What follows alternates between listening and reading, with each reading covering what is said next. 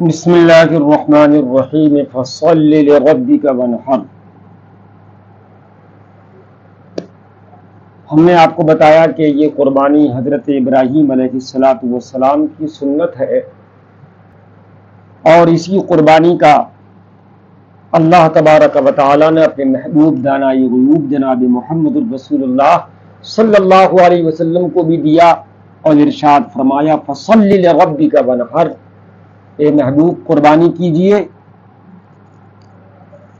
اپنے رب کے لیے نماز پڑھیے اور قربانی کیجئے۔ تو یہ حکم اللہ نے اپنے محبوب کو بھی عطا فرمایا۔ آج کی ہم اس ویڈیو میں آپ کو بتائیں گے کہ قربانی کے واجب ہونے کے لیے کتنی شرطیں ہیں۔ قربانی کے وجود کے لیے 4 شرطیں ہیں۔ سب سے پہلی شرط ہے مسلمان ہونا۔ قربانی مسلمان کے لیے ہوتی ہے کہ مسلمان ہوگا تب قربانی اس کے اوپر واجب ہوگی، لہذا غیر مسلم کے لیے قربانی نہیں ہے۔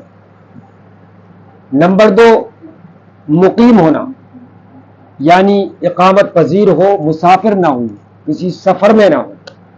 جو سفر شرعی کہلاتا ہے اس سفر میں نہیں ہونا چاہیے۔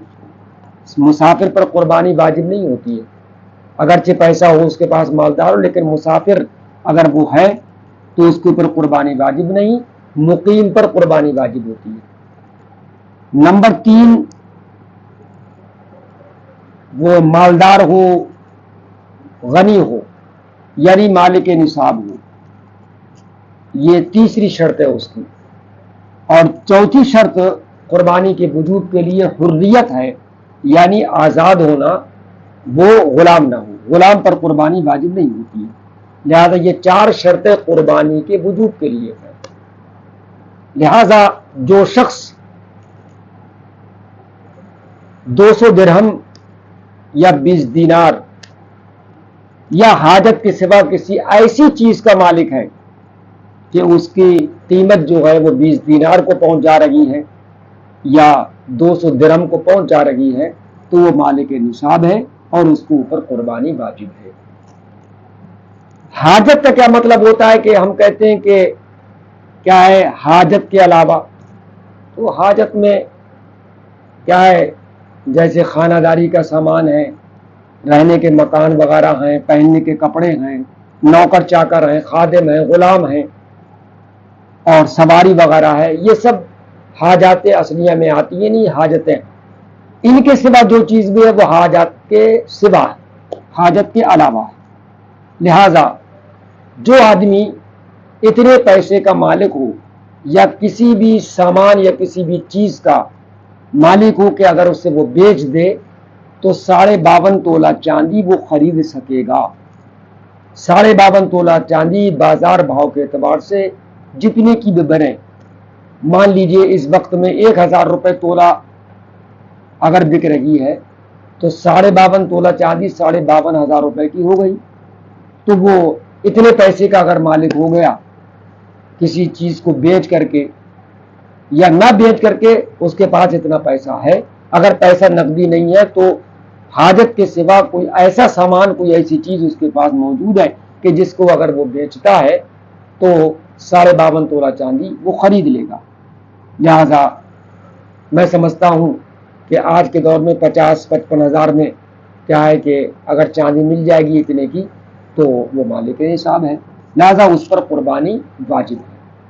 تو قربانی کی وجود کی 4 شرطیں ہیں۔ مسلمان ہونا ضروری ہے، مقیم ہونا ضروری ہے، اور مالک نصاب، جو میں نے نصاب بتایا آپ کو، یہ مالک نصاب ہونا بھی ضروری ہے اور آزاد ہونا بھی ضروری ہے۔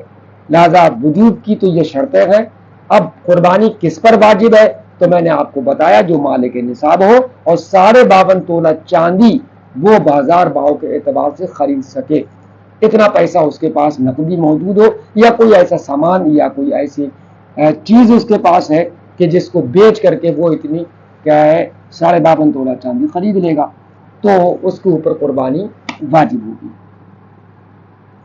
ایک مسئلہ آپ کو میں حدیث کی روشنی میں یہ بھی بتانا چاہتا ہوں کہ جو قربانی کرنے کا ارادہ رکھتا ہے، قربانی اس کے اوپر واجب بھی ہے، تو حضرت ام المومنین ام سلمہ رضی اللہ تعالی عنہا سے روایت ہے کہ سید عالم صلی اللہ علیہ وسلم نے فرمایا کہ وہ جب قربانی کے مہینے کا چاند دیکھ لے اس دن سے اور قربانی کرنے تک اپنے بال نہ ترشوائے اور اپنے ناخن کو بھی نہ ترشوائے. یہ حدیث پاک میں موجود ہے.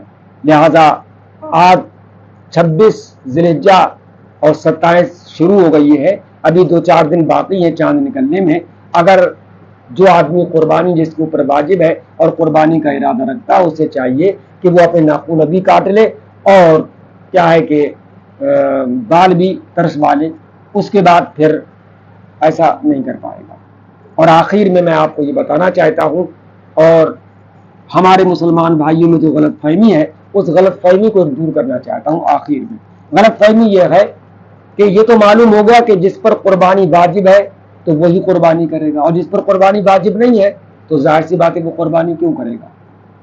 مان لیجئے ایک آدمی کے پاس پیسہ بھی ہے، وہ مالک نصاب بھی ہے، اتنا پیسہ ہے، لیکن اب مان لو 1 لاکھ روپیہ اس کے پاس ہے، 1.5 لاکھ روپیہ اس کے پاس ہے. اب اس نے دیکھا میرے اوپر قرض کتنا ہے، تو قرض کا جب اس نے اندازہ لگایا تو 1.5 لاکھ روپے قرض بھی بن رہا ہے. یا مان لیجئے 1,40,000 روپے اس کے اوپر قرض بننا ہے، 10,000 روپے اس کے پاس بچ رہے ہیں، تو اب وہ دین میں ڈوب گیا پیسہ سب. تو آپ قربانی اس کے اوپر واجب نہیں ہوگی کیونکہ اتنا بچا ہی نہیں جس سے 52.5 تولہ چاندی وہ خرید سکے. لہٰذا قربانی اسی کے اوپر واجب ہوتی ہے جو حاجت کے علاوہ اتنا پیسہ اس کے پاس ہو. تو ہماری مسلمانوں کی غلط فہمی یہ ہے کہ بہت سے لوگ مسئلہ پوچھتے ہیں آ کر کے کہ حضرت ہم نے کیا ہے کہ میرے اوپر قربانی واجب تھی، میں نے پچھلے سال قربانی اپنے نام سے کر دی، اب میں چاہتا ہوں کہ اپنی بیوی کے نام سے کر دوں. حالانکہ قربانی میرے اوپر ہی واجب ہے، اس کے اوپر واجب نہیں ہے، لیکن اب کی میں اس کے نام سے کرنا چاہتا ہوں یا اپنی امی کے نام سے کرنا چاہتا ہوں یا اپنے باپ کے نام سے کرنا چاہتا ہوں. تو یہ غلط فہمی، یہ کیا ہے مسلمانوں کے لا علمی والی بات ہے کہ مسلمانوں کو علم نہیں اس بات کا کہ قربانی جس پر واجب ہے اگر ہر سال واجب ہوگی تو ہر سال جس پر واجب ہوگی تو وہی کرے گا. ایسا نہیں ہو سکتا کہ جس پر واجب ہے وہ نہ کر کے اپنی امی کے نام کی کر دے. نہیں. ہاں اگر آپ کے گھر میں اور بھی ایسے لوگ ہیں جن پر قربانی واجب ہے، یعنی ان کے پاس اتنا پیسہ مال ہے، وہ خود مالک ہیں اس کے، جیسے مان لو تمہارے پاس بھی ہے، شوہر کے پاس بھی ہے اور بیوی کے پاس بھی اتنا مال ہے کہ وہ اتنے پیسے کے مالک ہے کہ 52.5 تولہ چاندی خرید سکے گی، تو اس کے اوپر بھی قربانی واجب ہے. اور اس کے علاوہ اگر باپ کے بھائی اگر وہ مالک نصاب ہے تو ان پر بھی قربانی واجب ہے. ایسا نہیں ہے کہ اگر ایک کے اوپر قربانی واجب ہے، مان لو کیا ہے جو بڑا بھائی ہے اس کے اوپر قربانی واجب ہے یا باپ ہے اس کے اوپر قربانی واجب ہے اور دوسرے اتنے پیسے کے مالک نہیں ہیں گھر کے اندر یا بیوی نہیں ہے اتنے پیسے کی مالک، تو ان پر قربانی واجب نہیں ہے. اور یہ کہنا کہ صاحب میں اس کے نام کی تو اس کے نام کی کرے گا تو کیسے ہو جائے گی؟ ارے اس کے نام کی تو نفلی قربانی ہوگی، واجب تو نہیں اترے گا.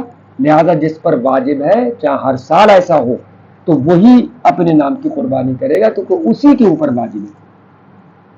لہذا کیا ہے اگر وہ کرنا چاہتا ہے، مان لو بڑا جانور لے لے، اگر وہ اس کی خواہش ہے کہ میں اپنے اماں کی طرف سے بھی کر دوں اپنے باپ کی طرف سے بھی کر دوں، تو اس کے لیے یہ ہے کہ اپنے جو واجب کا حصہ ہے وہ اتارے اور اس کے بعد اپنی امی اپنا بھائی یا جو بھی گھر میں افراد ہیں تو ان کے نام کی کر دے. مرحومات مرحومین یا زندے ہیں تو ان کے نام کی کر دے، 6 حصے اور کر کے آقا کریم صلی اللہ علیہ وسلم کے نام کی کر دے، تو یہ سب بطور نفل ہوں گی ان کے لیے اور ان کو اس کا ثواب مل جائے گا.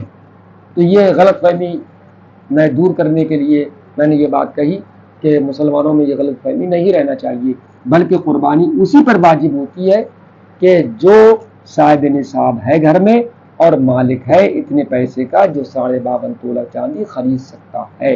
لہٰذا اسی پر قربانی واجب ہوگی، دوسرا پر نہیں ہوگی اگر نہیں ہے اس کے پاس تو، اور اگر دوسرے پر بھی ہے تو اس کے اوپر بھی واجب ہوگی.